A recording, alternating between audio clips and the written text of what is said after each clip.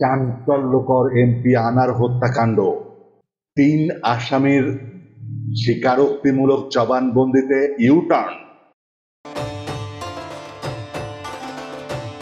ভারতের কলকাতায় ঝিনাইদহ ৪ আসনের সংসদ সদস্য আনোয়ারুল আজিম আনারকে হত্যার উদ্দেশ্যে অপহরণ মামলায় গ্রেফতার ৩ আসামি তাদের স্বীকারোক্তিমূলক জবানবন্দি প্রত্যাহারের আবেদন করেছেন।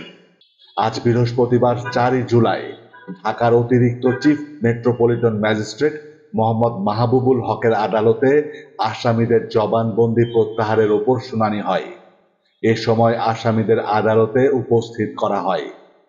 আবেদনকারীরা হলেন ঝিনাইদহ জেলা আওয়ামী লীগের ত্রাণ ও সমাজ কল্যাণ সম্পাদক কাজী কামাল আহমেদ বাবু ওরফে গ্যাস বাবু, শিমুল ভূঁইয়া ওরফে শিহাব ওরফে ফজল মোহাম্মদ ভূঁইয়া ওরফে আমানুল্লাহ সাইদ ও তানভীর ভূঁইয়া।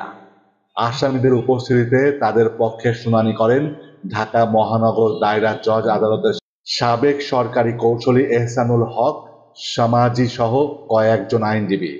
শুনানি শেষে আদালত আবেদনগুলো নথিভুক্ত রাখার নির্দেশ দেন। একই সঙ্গে আসামিরা রিমান্ডে নির্যাতনের কারণে অসুস্থ হয়ে পড়ার কথা বলে চিকিৎসার আবেদন করেন। বিচারক কারাবিধি অনুযায়ী কারা কর্তৃপক্ষকে চিকিৎসার নির্দেশ দেন।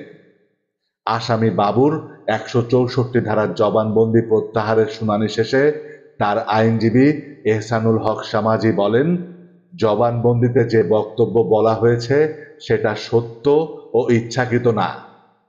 এই বক্তব্য তার ইচ্ছার বিরুদ্ধে বলানো হয়েছে। মূলত মামলাটি তদন্তাধীন কোনো মামলায় আসামির দেওয়া স্বীকারোক্তিমূলক জবানবন্দি জনসম্মুখে প্রকাশ করার একটা বাধা রয়েছে, কারণ এটা হচ্ছে প্রাইভেট ডকুমেন্টস। এটা নিয়ে বক্তব্য দেওয়া ন্যায় বিচারের পরিপন্থী। কি করে গণমাধ্যমে তাদের স্বীকারোক্তিমূলক জবানবন্দি প্রকাশ পেল? তদন্তাধীন স্পর্শকাতর বিষয়ে হুবহু বক্তব্য গণমাধ্যমে খবর প্রকাশ বেআইনি বলেও দাবি করেন আইনজীবী এহসানুল হক সামাজি।